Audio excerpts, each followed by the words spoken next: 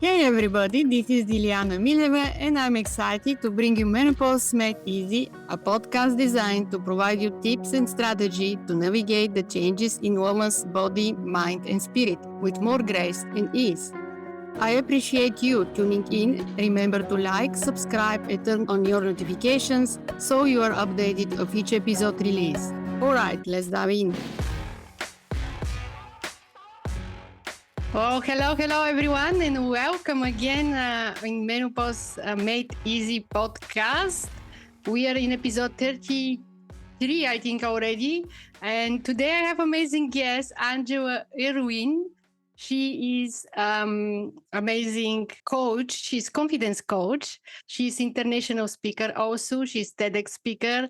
She gonna speak about the confidence and how you can gain our confidence because as many of us know, going through perimenopause and menopause are part of many other symptoms. You can start to lose our confidence, our motivation, our inspiration. So we're going to discuss a little bit about this. But first of all, I want to hear Angela's story about how she come to become a confidence coach. Her story a little bit about hearing what's happened with her during around age of 7. I would like that she tell us her story by herself and not me to this read from her bio. So welcome, Angela. Welcome again. And let us know your story and how that lead to your career right now of like confidence coach and what exactly you're doing. Awesome. Well, first of all, thank you so much, Julia, for having me. I'm really excited to be here with you and your listeners. It is kind of an interesting story because I will say, full disclosure, I am the last person who thought that they would be working in the space of confidence. And the reason that is, I, for the majority of my life, thought that confidence was either, it was one of those you're born with it sort of a idea. It's you had it or you didn't. And I spent the first 15 years of my career in the corporate world in medical devices, marketing, education, that sort of thing. And I was confident enough at times. And now looking back, I certainly was seeking external validation for that confidence as well. But anyway, it was a career change just after I turned 40. So I came out of the corporate world and was looking for something different and found my way to coaching. And I was so green, I didn't even know what coaching was. I was like, what would life coaching even what would that be? But anyway, it was during that time, coincidentally, that I myself really suffered a severe case of confidence crisis, if you will, because moving from working for a company and you're, under an umbrella and you're representing the company and the product and whatever, to all of a sudden you're the product, working for yourself as an entrepreneur, trying to start a business. That's a different ball game. And so all of a sudden I realized I just wasn't even functioning like I ever knew myself to do. And, long story short, I experienced depression for the first time and had to work through that with some professionals. I was fortunate enough to have therapists and some coaches to work through that. Well, in that process was a silver lining. And I learned that we can indeed change the way that we feel about ourselves. And we can actually build confidence, which is not something that I thought we could do. And so having gone through that process myself, I was like, oh my gosh, this is what I want to do. This is what I want to help, particularly women with, which is who I primarily work with. And so I have been doing that past 6-7 years now. That's amazing. And how that relate with your symptoms? How you're going through perimenopause? How that affect your business, your personal life, your professional life? Is that something that you have to overcome, and confidence help you with that? Right? Yes, it's a great question, and obviously, what we're here to discuss on this amazing podcast. I found myself experiencing some of those same symptoms. I've been in perimenopause for about 2 years now. And probably like many people, I'm so grateful. First of all, I just want to thank you for having a platform like you do and helping women in the way that you're doing. And I wish I had met you 2 years ago. I think it would have been such a much easier experience. But this just, isn't something that's regularly talked about or talked about enough. And so, some of the symptoms were coming on. This is in the time of COVID, and I did have COVID. And so I'm like, is the brain fog like long-term COVID? Is this like what is this? And also just not understanding at all the amount of symptoms that, all of a sudden, I'm having a hard time sleeping at night because one of my shoulders is aching, and I'm like, I didn't even do anything, and not realizing, oh my gosh, that's a symptom. Hair loss, massive hair loss, just mood. And it really got to the point over this past summer. I realize now, looking back, I was in depression again. And I guess I didn't really realize it. And it wasn't until I finally went back to my GYN in October. So I suffered really hard the last, all summer, and I didn't need to. I should have gone back much earlier, but she had put me the fall before on just a very small dose of a medication. It wasn't really HRT or anything like that. And I guess I was just thinking, again, not thinking clearly because of the symptoms. I thought, well, she gave me this and this is what it is, and I just have to get through. But yeah, it was just really taking a toll, really did impact my confidence again. And then you feel the imposter syndrome come on. I'm supposed to be this confidence coach helping other women, and I'm just feeling blah. I'm just unmotivated. And so thankfully, when I went back, it was really interesting because I guess I sort of expected, as happens to many women around the globe, to have her sort of minimize my symptoms. I got in there, and by this point, I was just so not myself that I couldn't even speak to her in French. I just started speaking to her in English, and fortunately, her English is very good. And I just said, "This this perimenopause is kicking my butt, and I don't know what to do." And she stopped, put her pen down, looked me in the eyes, and said, it was a Friday afternoon, I'll never forget. And she said, "You're the fourth woman who sat in that chair this week and told me that."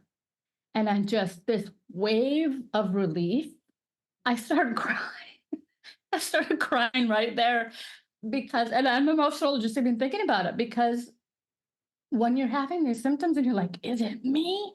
It must be me, um, surely I can force myself to move out of this, and this was a similar experience to what I described the first time, in understanding that we can build our confidence and then working through some of the emotional sides of things. So, yeah, I guess all of that to say that it was very similar in those moments. And now I just feel, again, she gave me some different medication and the symptoms have much minimized. And the only thing I will say is I wish I hadn't waited that long to go back.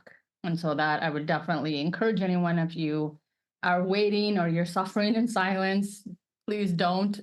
But I'm also trying to give myself grace too. Because it's very easy to go blame yourself and be like, what the heck? Why didn't you go back? And I'm just like, okay, I didn't, but now we've got a better path forward and feeling much better. For the medication, what kind of medication it was that? It's a kind of supplements, or what is exactly was that? For your brain, for depression? What exactly was there? Well, it's interesting that you mentioned that, because I didn't realize until later in the summer that depression is a symptom or can be a symptom. And so at one point, it was, like I said, just that feeling of just blah, just unmotivated, uninterested, in which is not like me. And even my husband was to the point where I think think you might want to do something. Because, like I said, I had a great therapist several years ago, and he's like, maybe you want to just go have a visit. And so then I was, sort of looking into that, and I'm like, well, I could do that. I could go to my therapist. I could maybe get something for depression. But if this is a symptom of menopause, it doesn't make sense to do that before going back to my GYN and seeing, okay, because this plethora of other symptoms might also be helped. And so I'm really glad that I did that. I believe the name is Climestin is the medicine, Clemestine. the Okay. medication. Yes. Yeah. Yes. So that is really, gosh, makes such a difference for me. Did you take some other steps for take care of yourself, like take a more break? What else you did for these symptoms to help yourself? I did. I was trying to, and this is one of the things that goes back to like the confidence coaching as well, or just as we're trying to improve our relationship with ourselves, we are so hard on ourselves, particularly as women, particularly in this uber fast paced life and that we're experiencing when we have 24/7 news cycle and everything, and just drinking from the fire hose all day long. It's so overwhelming just living in this current time. I knew I just had to step back. I had some other things happening in my personal life that was a bit of a really difficult personal thing that was happening. And that was also impacting, my mood and things like that. And so I was like, I just need to be gentle with myself. I need to take the small steps. These are all the things I teach, work with clients on and confidence coaching, because anytime we're in a new territory, that can be anything, getting out of your comfort zone, if you're a setback, going through perimenopause or menopause. This is a different road than we're used to. And the emotions can be going all over the place. And so the first thing is just to be kind and gentle and, give yourself grace as you navigate, as you investigate, as you learn more, you seek out help. Again, that's why your podcast is just so important for people,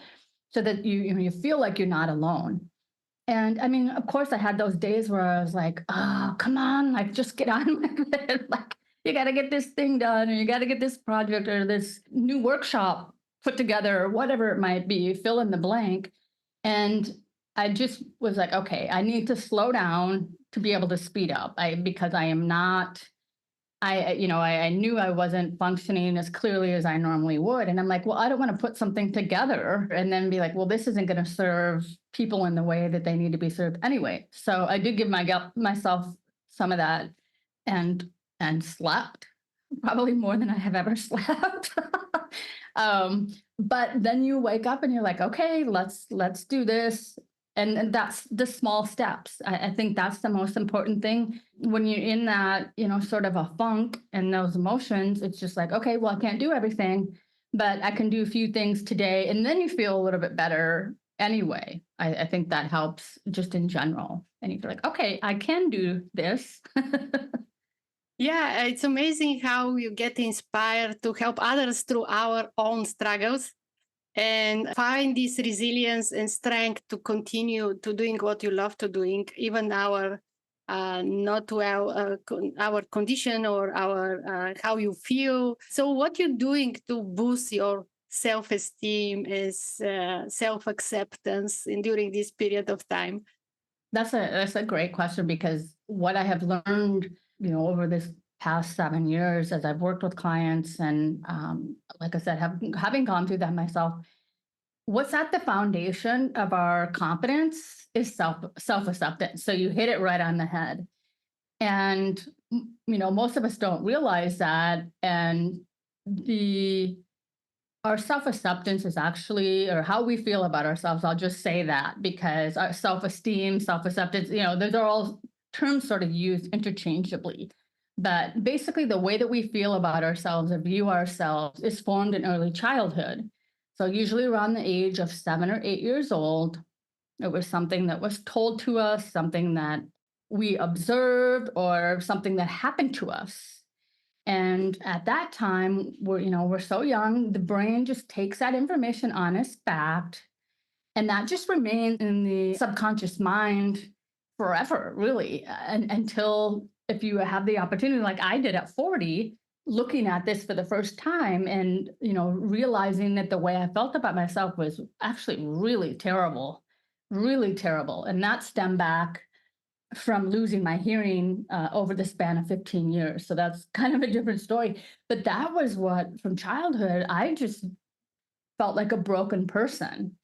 And so to think at 40 that that's still how I really felt, despite, any accomplishments or anything I had done in my career, that was really eye-opening for me as well. And that was another reason that I was so interested in this space. And so we need to be aware of that and be more kind to ourselves. And that, like I said, that self-acceptance piece is really that foundation of building the lasting confidence. And so I was just reminding myself, okay, this is very similar to what you went through before. This is a new stage of life. This is what's happening. Your body is changing dramatically. I remember one of the bigger shifts for me in that time as well, and this, past year and a half in particular, I've always kind of struggled with my weight. So it's always been sort of up and down. I've lost weight, I've gained, I've lost weight, I've gained weight. And for the first time, particularly over the past 6 to 9 months, it wasn't even about what the number on the scale was anymore. It was like, I want my body to be healthy. I want to be able to get up off the ground. I live very near to the sea, and we gather on Friday evenings in summer at the beach, and like I want to be able to get up off the ground. I want to be able to be strong in my body. So that was sort of a switch and an acceptance of this is a different season of life. So I think that's a great question, and just that self-acceptance and again, going back and giving yourself grace. We've never gone through this before. Millions of other women have gone through this before us, but the thing is that's also interesting is it's so individual, just like anything else, right? I'm sure we all have the friend. I know I had a friend or have a friend who is a bit older than me. And so when I first started being in perimenopause, and I'm like, I don't know. And there just didn't seem at the time very much information at the ready, or no one was at least talking about it that I was aware of. And so I just asked her, can I ask you about your experience? And she was like, oh, yeah, I just stopped having my cycles. I didn't have any other symptoms. And I'm just going, oh, no. Oh, dear. So then again, that was like, oh, it's just me. I must be, and maybe it's not even related to this. Maybe like I'm losing my mind here.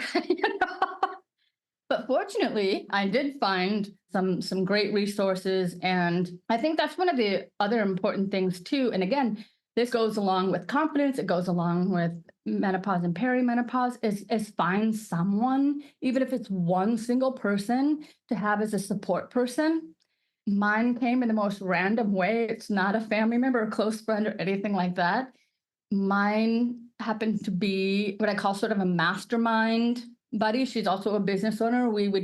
She's in Texas and I'm in France, but we would meet every week on Zoom and just keep each other accountable, help each other with our projects and stuff like that. And we had both sort of known through just a bit of information that we were both in perimenopause, but it was just one day during our work call that we both were just like all cards on the table. And I'm like, just sharing, I don't know if you're experiencing this. And again, that relief of, she's like, oh my gosh, like, and we were like, yes, exactly. And again, that just sense of relief of, okay, I'm not losing my mind. Everyone's experience is different, but just that relief, again, of like, I'm not in this by myself. Someone else is having a similar experience. And I think that that's such an important thing to have, like I said, even if it's just one single person, to have that support and to be able to say, holy cow, this is going on or that's going on. And it doesn't have to like take over your whole life. It's just that almost like camaraderie of like, okay, I'm not in this alone. What have you tried? What have you learned?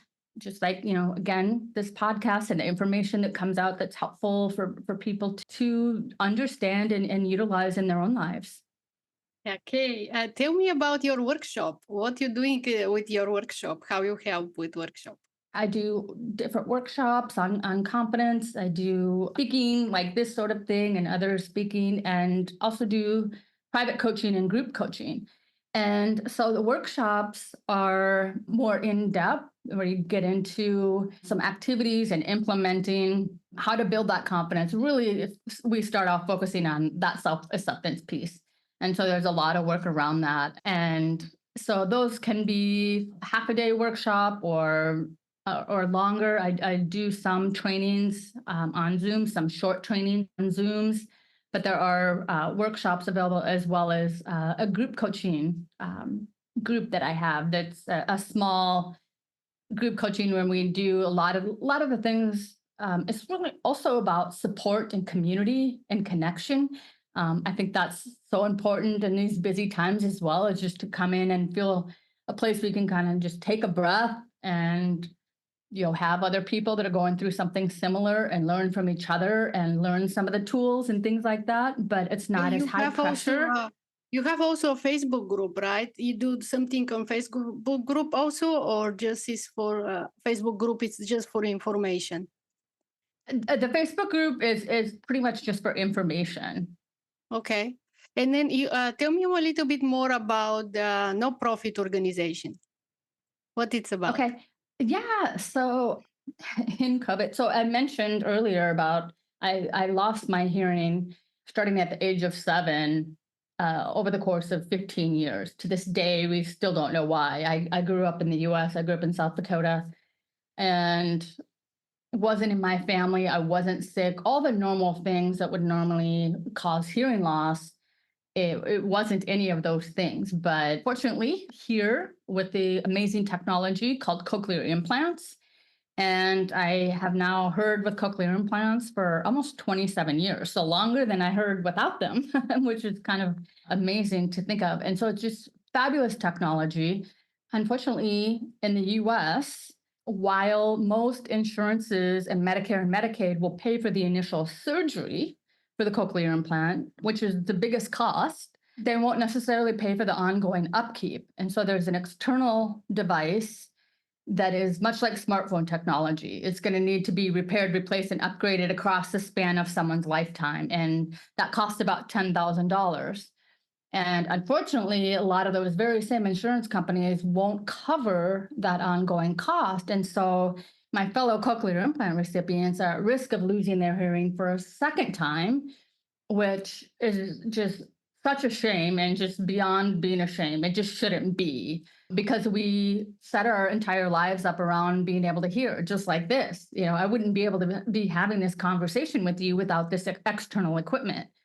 And our ability to work or go to school or appreciate music or interact with our family and friends and have safety cues from things like sirens and that sort of thing. So I started this nonprofit organization in October of 2020, and we are focused on helping US at the moment cochlear implant recipients who have no other option of keeping their devices functioning from losing their hearing a second time. So we provide financial support along with that, and then also do some confidence coaching as well as part of that for the organization.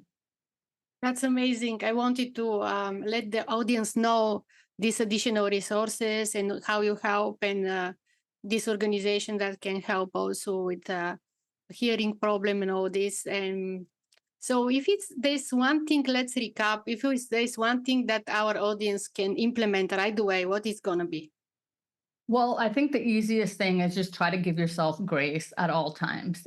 When you feel yourself kind of beating yourself up, just take a breath, take a second, and just go, okay, I haven't experienced this before, or whatever it might be, and just give yourself some grace.